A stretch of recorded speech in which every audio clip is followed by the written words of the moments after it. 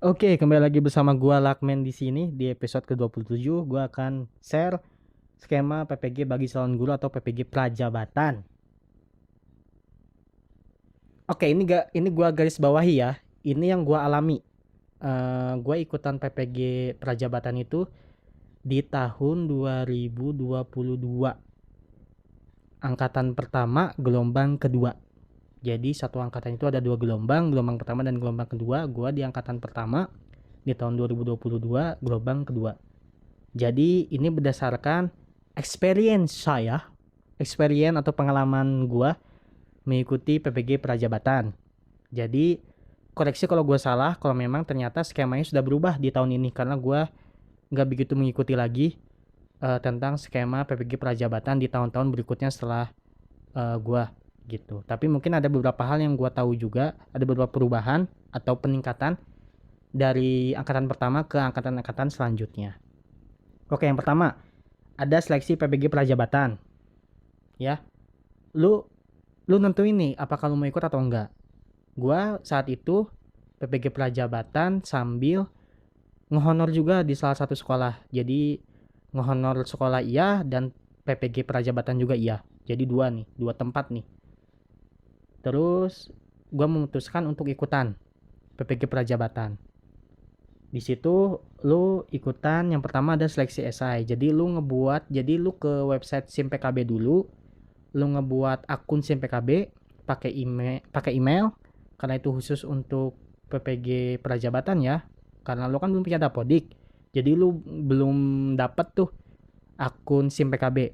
Tapi karena lu ikutan PPG Prajabatan, jadi lu harus buat SIM PKB-nya dulu. Habis itu lu langsung ke SIM PKB-nya. Di situ ada PPG Prajabatan, lu klik daftar diri dan lu isi tuh beberapa hal, biasalah profil, upload berkas dan isi esainya. Ada beberapa soal. Ada 8 atau 5 tapi 5 soal itu bercabang juga dan lumayan banyak juga lah. Abis itu udah ternyata lu minggu depannya lu dinyatakan lolos, lu ikutan tes substantif. Ini ibaratnya ya kayak kalau lu waktu kuliah kayak UTBK lah, kayak SBMPTN lah. Jadi lu daftar dulu, bayar, ada biayanya waktu itu kalau nggak salah, ada biayanya. Terus nanti lu tinggal milih, bukan milih, sorry, lu ditempatkan di mana tempat ujiannya. Waktu itu gua di daerah Bandung, ya gua datang ke Bandung, terus gua ngerjain ke kampusnya, sama bener-bener kayak SBMPTN, ada ruangan khusus, ada komputer, ya lu tinggal ngisi. Seinget gua sekitar 100 soal, di mana 70 soalnya itu berkaitan dengan jurusan lu. Kalau misalnya nih lu guru BK, lu jurusan lu BK, ya berarti 70 soal berkaitan dengan materi tentang BK dan 30 soalnya tentang matematika, Inggris dan bahasa Indonesia.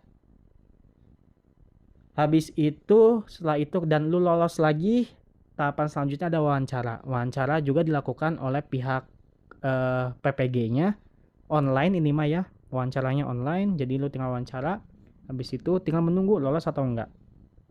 Lalu pengumuman kelolosan seleksi, ternyata lu lolos seleksinya. Lanjut ke pemilihan dan penentuan LPTK PPG Prajab. Jadi kalau udah lolos, semua udah lolos, lu tinggal milih mau belajar di mana atau mau kuliah di mana nih. Saat itu gue memilih ya udah gue kuliah di Bandung aja lah gitu. Gue memilih kuliah di Bandung dan ya betul gue milihnya di Bandung gitu. Gue di LPTK Bandung. Habis itu melaksanakan kuliah offline di LPTK. Nah, kuliah offline ini hybrid selama 1 tahun. Ya, selama 1 tahun hybrid offline dan online di LPTK-nya masing-masing. Habis itu ada yang namanya LMS atau Learning Management System. Ibaratnya kalau sekarang sebutannya apa ya? Mungkin sekarang udah paham lah ya LMS lah. Kalau lu ngajar ya lu juga udah tau lah. Anak-anak juga, siswa-siswi juga udah pada tahu LMS itu apa. Jadi ibaratnya kayak gitulah. Lu sebagai mahasiswa lu dapat LMS dan lu ngerjain tuh tugas-tugasnya di LMS. Kerjain tuh LMS semester 1. Satu semester itu ada beberapa mata kuliah.